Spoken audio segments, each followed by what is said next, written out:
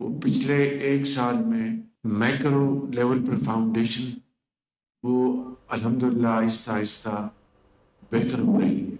हमारी इन्फ्लेशन इस वक्त जनवरी में 2.4% पे आई है मंथ टू मंथ।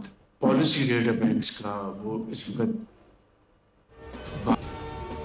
मुआशी इस्तेहकाम का सफ़र जारी है। पायदार तरक्की के लिए एक टीम बनकर काम करना होगा। वज़ीर आज़म शहबाज शरीफ का दुबई में पाकिस्तानी कारोबारी शख्सियात और सरमायाकारों से गुफ्तगू।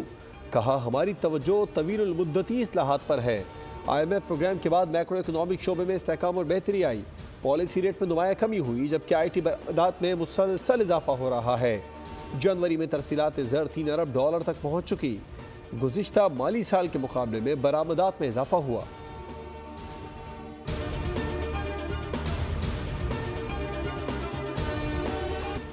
जुडिशल कमीशन ने सुप्रीम कोर्ट में 6 जजेस तैनात करने की मंजूरी दे दी। इस्लामाबाद हाई कोर्ट के चीफ जस्टिस आबिद फारूक को सुप्रीम कोर्ट का जज बनाने की मंजूरी दे दी।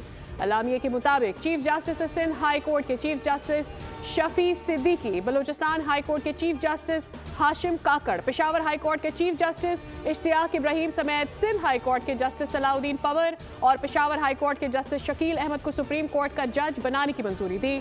सुप्रीम कोर्ट का आर्जी जज बनने के बाद justice Mian Gul Hasan chief justice Islamabad high court की दौड़ से बाहर हो गए। जस्टिस मंसूर अली शाह और जस्टिस मुनीब अख्तर का जुडिशल कमीशन इजलास का बॉयकॉट। दोनों जजेस ने इजलास मौखर करने के लिए चीफ जस्टिस को खत भी लिखा था।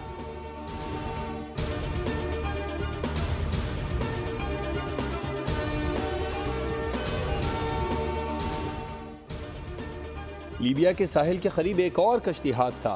कश्ती में 65 मुसाफिर सवार थे। तर्जुमान दफ्तर खारजा का कहना है कि वाक़े की तफसीलात हासिल करने की कोशिश की जा रही है। लाशों की शनाख्त के लिए टीम रवाना कर दी। 2 रोज़ कबल एक इज्तिमाई कब्र से 50 लाशें भी मिली थी। मंडी बहाउद्दीन में FI इमिग्रेशन की सियालकोट एयरपोर्ट पर कार्रवाई। 3 मुसाफिर गिरफ्तार। ताल्लुक जिला मंडी बहाउद्दीन, वजीराबाद और जेहलम के इलाकों से है। एजेंट माफिया ने बैरून मुल्क भिजवाने के लिए मुसाफिरों से 85 लाख रुपए बटोरे थे।